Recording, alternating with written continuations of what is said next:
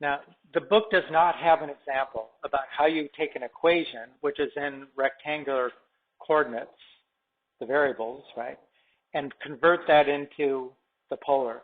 They just say, look, it's so straightforward, we don't really need to show this.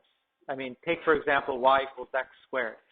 I mean, where you see x, put r cosine theta. Where you see a y, put r sine theta. I mean, at the very first step, when you do that, right, you now have something that is all polar coordinates, right? The only thing left now is if there's some simplification to be done. But it's pretty straightforward. What are you going to do every time? Pretty much every time. Substitute r sine theta, r cosine theta. Now you can see the rearranging and the simplifying that gets done here. Stand by.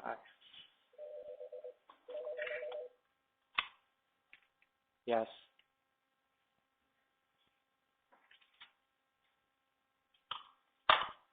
Later. Okay. Okay. You can see what they did. Because there was r on both sides, they canceled one of the r's here. And then they solved for r. They divided by the cosine squared. And since there's cosine squared in the denominator, that's a cosine and a cosine, right? They split it up into two different terms. Sine over cosine is tangent.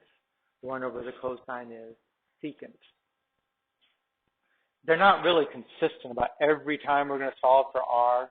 I've seen them leave it with r squared. I've seen them leave it, you know, in some standard form, which is recognizable. The main thing is get the substitutions right. If there's some obvious simplifying to do, you should probably do that.